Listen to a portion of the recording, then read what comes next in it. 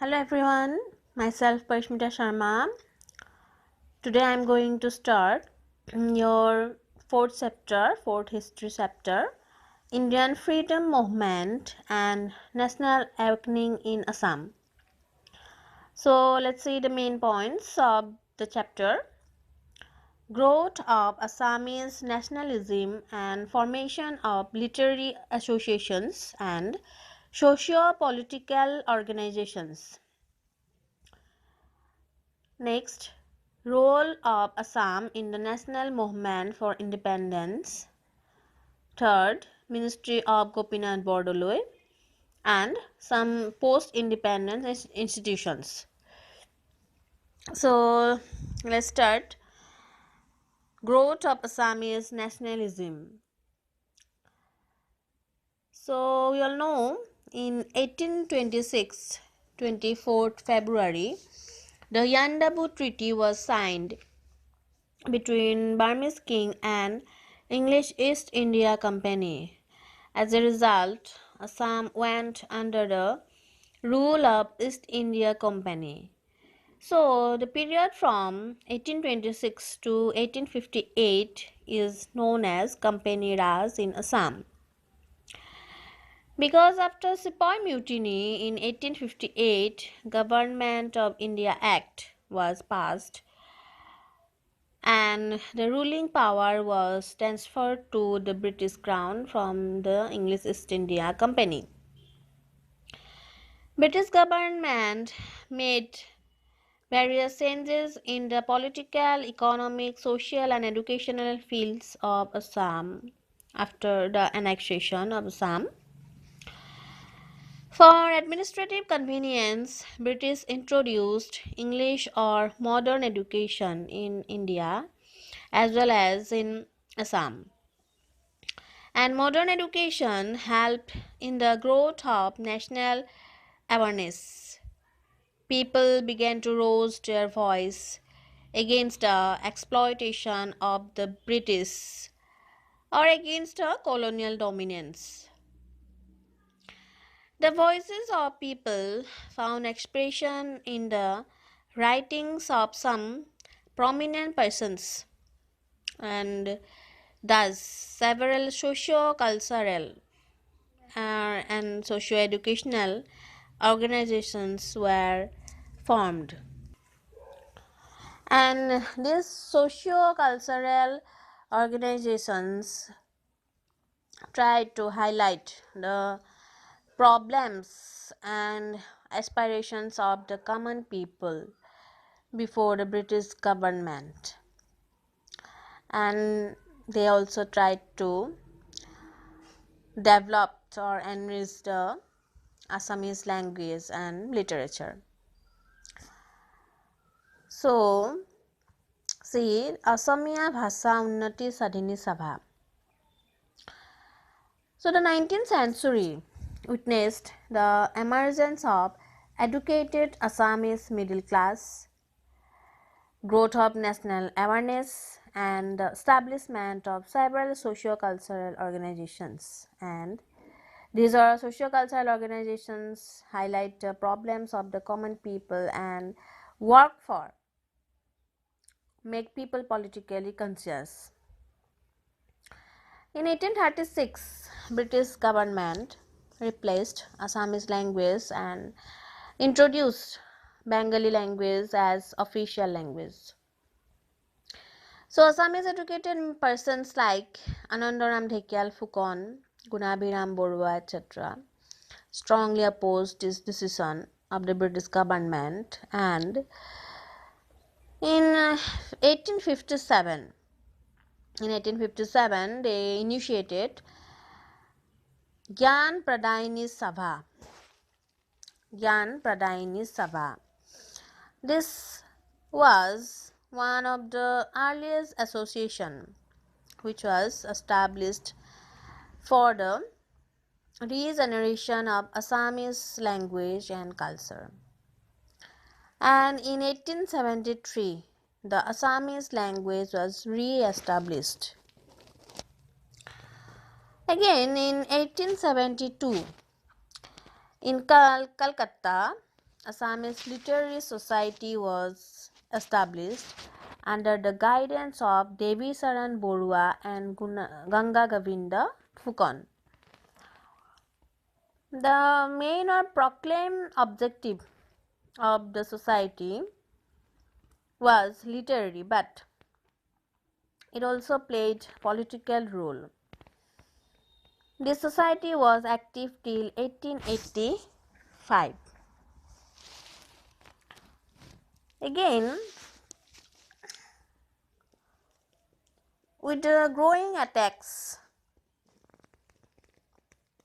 on the Assamese language in the Bengali press, the Assamese students in Calcutta felt the need to organize or to form an association to enrich the Assamese language and literature.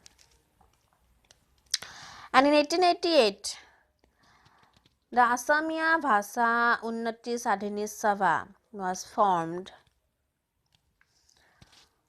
by or under the guidance of Assamese students like Hemchandra Goswami, Lakshminath Besborua, Kanaklal Borua, Ramakanta Borkakoti and Chandra Kumar Agarwala. And this literary organization or this association soon matured into a literary organization under these Assamese students, and the main objectives of this Sabha or organization to arouse a sense of unity and national awareness among the Assamese people. And they also introduced a standardized grammatical system in all the vernacular schools of Assam or all the local schools of Assam. And they also decided to compile a comprehensive social history of Assam and to translate the important Sanskrit works into Assamese so that the Assamese common people could read. And due to the initiative of Assamia Bhasa Unnati Sadhini Sabha, the British government undertook the publication of Hemchandra Borua's magnum opus, Hemkosh. And this Sabha hold regular scholarly discussions on various subjects like history, culture, literature, etc. And this Sabha also published their journal known as Jonaki, and because of which Assamese literature and language and literature actually reached its zenith. And now see the Jonaki is. Now see what is Jonaki. So Jonaki means moonlight, and this was an Assamese language magazine published from Calcutta in 1889. It was the mouthpiece of the Assamese Literary Society, Assamia Bhasa Unnati Sadhini Sabha. The first editor of the magazine was Chandra Kumar Agarwala. It successfully brought out, or Jonaki successfully brought out, new literary talents amongst Assamese intelligentsia of the period. Chandra Kumar Agarwala, the first editor, at the very beginning made it clear that the politics of the rulers was beyond the concern of Jonaki. So, Jonaki contained a regular column called Atmakatha, in which the ideology of the magazine as well as the society was expressed. This era or Jonaki era not only reflected the nationalistic voice or views but also marked the dawn of romanticism in Assamese language. Dawn meaning sunrise. So rise of romanticism in the Assamese language and literature. The first romantic poem, Bon Kori by Chandra Kumar Agarwala, the first Assamese sonnet, Priyotamar Sithi by Hemchandra Goswami were published in this magazine. And Jonaki not only expressed the nationalistic views or romanticism, Jonaki also reflect the exploitation of the Britishers, the decline of indigenous commerce and industries of Assam after the British annexation, etc. Persons like Kanaklal Borua and Kamalakanta Bhattacharya regularly wrote about the economic backwardness of Assam and made urgent appeal to ensure economic progress of Assam or the development of agricultural sector of Assam. Lakshminath Besbarua wrote more days, Assam Sangeet, Bin Boragi, etc. And the writings of Ambika Giri, Assam Keshari, Ambika Giri Raisadhuri used to popularize nationalistic sentiments. And thus, the joint efforts of these pioneers established a new era in Assamese literature. So, we can say that the cultural and literary renaissance or new age started by Orunodoy reached its zenith in the pages of Jonaki. Now, what is Orunodoy? To see, The Sunrise is the first Assamese language magazine, which was published from Sibsagar in 1846 January. So, the first editor of Orunodoy was Dr. Nathan Brown.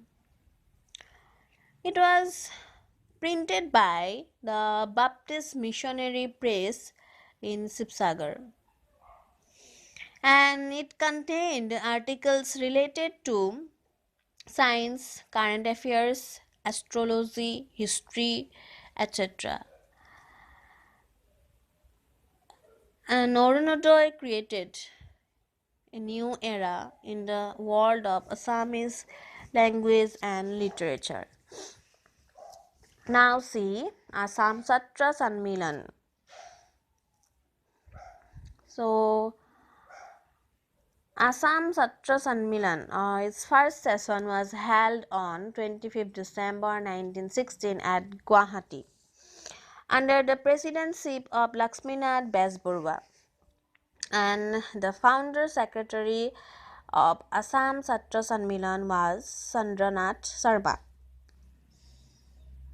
The main objective of the Sanmilan was to enrich the mother tongue, here Assamese language, by contributing towards its development and preservation. So, preservation meaning here preservation of the writings in Assamese in various fields like history, culture, about poetry, prose, etc. Okay,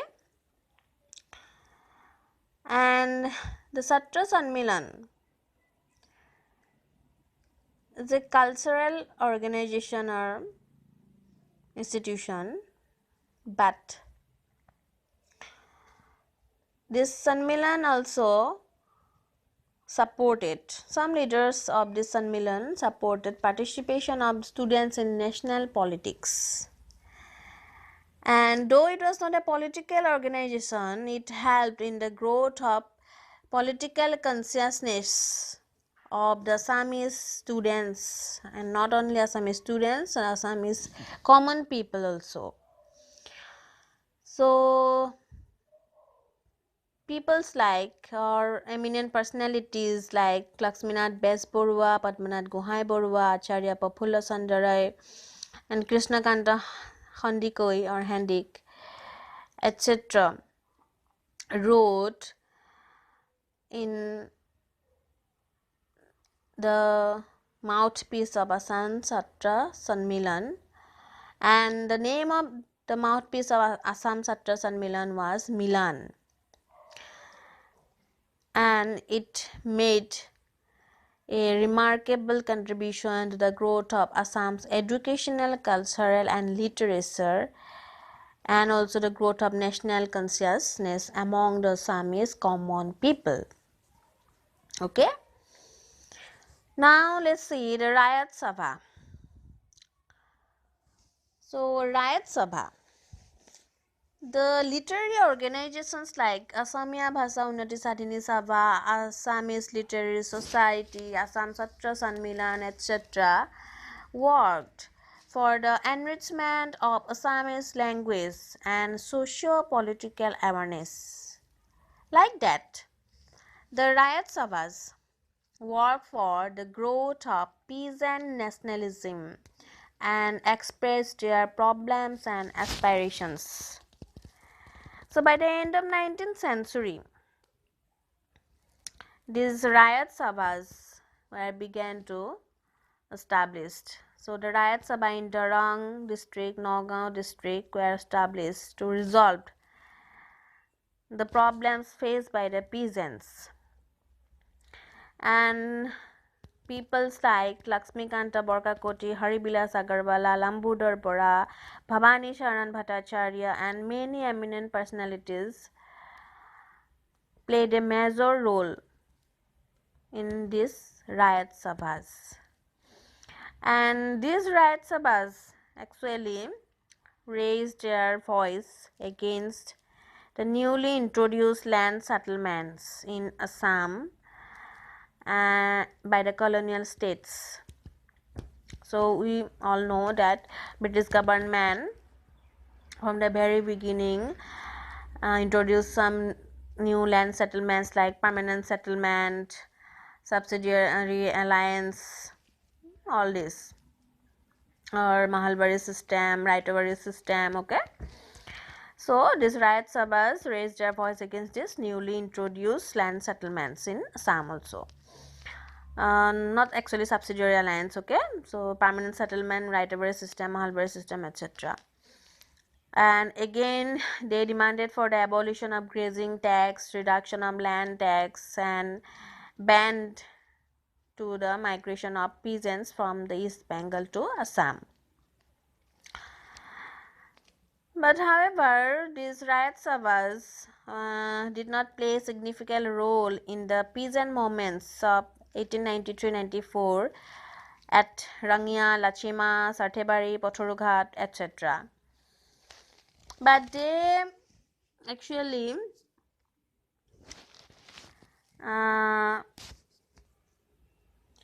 joined civil disobedience movement, and so during civil disobedience movement, Rayat Sabha re-established under the guidance of Assam Provincial Congress Committee, and the leaders of Congress attempt to mobilizing the peasants under the banner of Rayat Sabhas, and the Rayat Sabhas of Naudor and Soidur were very strong between 1930 to 1939, and they